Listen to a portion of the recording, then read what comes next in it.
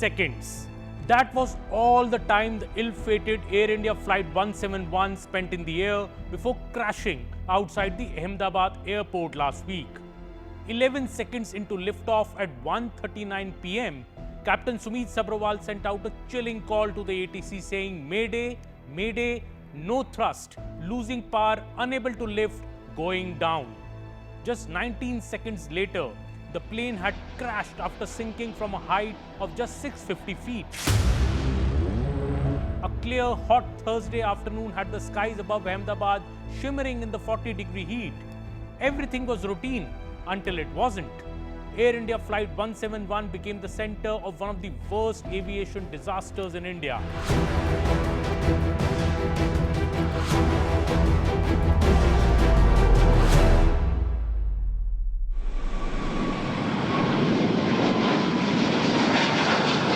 Hello viewers, on Homework this week, we dive deep into the AI-171 disaster that has left us all numb and in a somber mode. This is your host Aman Sharma, and stay with me as I try to decode the crash, but without any verdict on what may have caused it. For that, we must wait for a detailed air crash investigation. First, the takeoff. The Boeing 787 Dreamliner taxied towards runway 23. On board, 230 passengers, including 11 children and 12 crew members. Nationalities spanned from India and the UK to Portugal and Canada. In the cockpit, Captain Sumeet Sabharwal and First Officer Clive Kundar, two highly experienced pilots with over 9,000 flying hours between them, pushing the throttles forward. Takeoff speed reached 174 knots. It seemed like a smooth departure. Mayday, no thrust, losing power, unable to lift, came the message within 11 seconds after liftoff. There was no response thereafter. For the next 19 seconds, the aircraft, still in a nose-up angle, began to lose altitude. Its wings stayed level, but there was no lift, no power, and no time. The Dreamliner disappeared behind trees and crashing into residential buildings just beyond the airport perimeter in a massive fireball. For most on board, there was no hope. Out of 242 souls on board, only one survived. Vishwas Kumar Ramesh, a 40-year-old Londoner seated in seat 11A, was found alive in the wreckage. A miraculous survival for him. But more were killed on the ground as the plane crashed on the BJ Medical College hostel building. The toll could be well over 250. The biggest question now is, what went wrong? Investigators face a long road ahead solving this big mystery. I won't pass any verdict as the truth would emerge sooner than later from the aircraft's black box.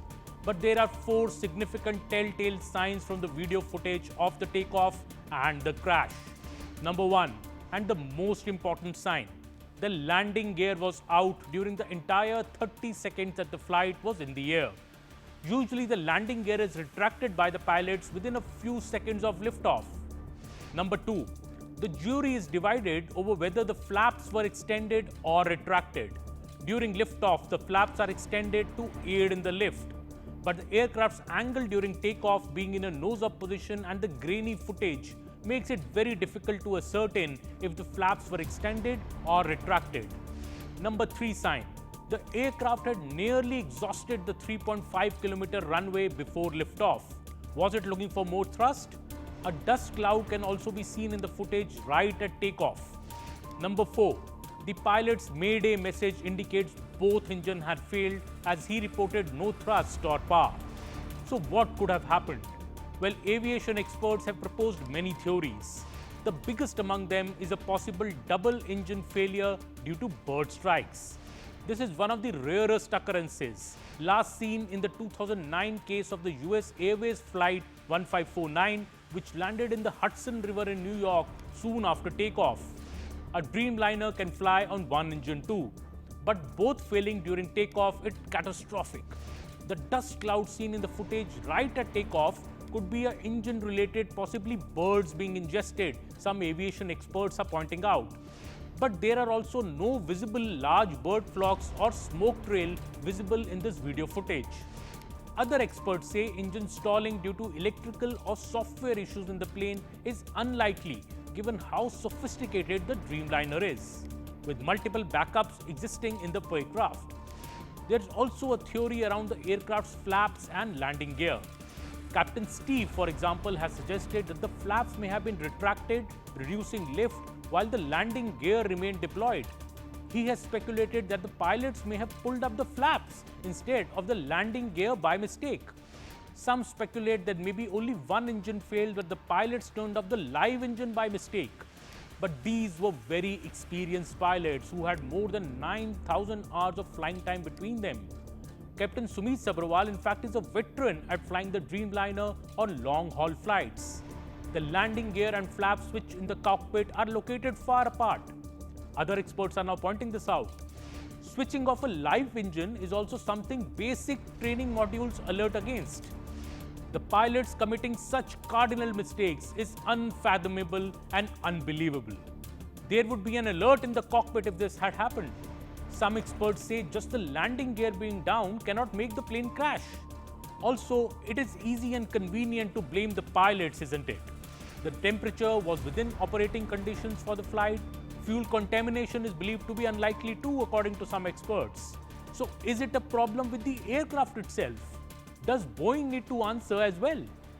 To be sure, the probe will look at all possibilities, including a cockpit error.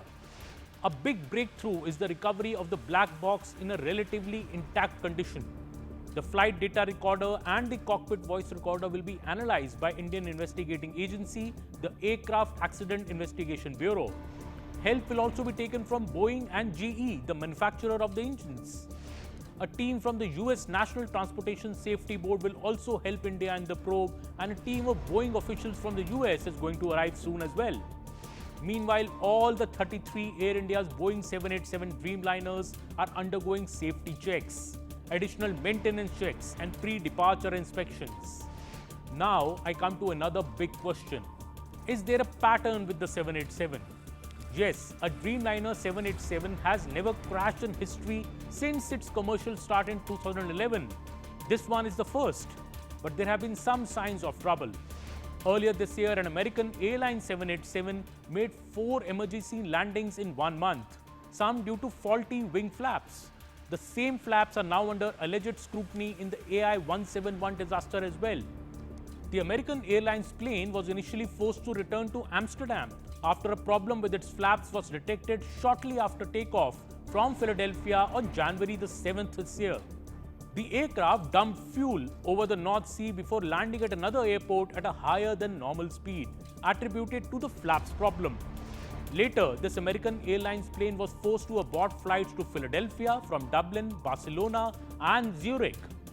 Boeing's safety record has already been under fire, especially after the 737 MAX tragedy that killed 346 people in 2018 and 2019.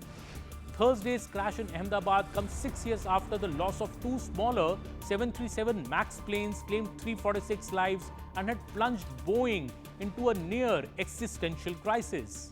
And remember that after the first of those crashes of Lyon Air flight in Jakarta, Boeing had tried to put the blame on the pilots. The MAX, Boeing's top seller, was grounded around the world for more than 18 months after investigators found the crashes in 2018 and 2019 had been caused by the software MCAS, meant to improve the aircraft's handling. Instead, the MCAS system effectively wrestled control from the plane's pilots who were unaware of how it worked and how it might be overridden. 2025 has been a deadly year for aviation. Flight 171 was the second fatal commercial crash of 2025. Earlier this year, on January the 30th, an American Airlines jet collided mid-air with a helicopter near Washington, killing all on board. Other incidents, like a Delta plane flipping on landing and another catching fire mid-air, have raised urgent concerns about aviation safety in 2025. An extraordinary event in February saw a Delta airplane flipped upside down after a heavy landing at Toronto Airport, though all the passengers and crew survived. In March, an American Airlines plane caught fire, developing an engine fault, and passengers were seen evacuating the plane onto the wing. The AI-171 crash, however, is the worst this year and arguably the worst in India ever. Investigators now comb through wreckage, black box data, and cockpit recordings to uncover what exactly happened in those final 30 seconds. Families demand answers. The aviation world demands accountability. The crash not only raises questions for Boeing, but also for global regulators, air traffic safety standards, and how airlines maintain aircraft. Flight 171 story is still unfolding. One man's survival has defied the odds, but for 241 others, the skies that day became their final resting place. We owe it to them to ask hard questions and make sure answers come before another disaster strikes. Thank you for joining us on this edition of Homework. I'll be back next week.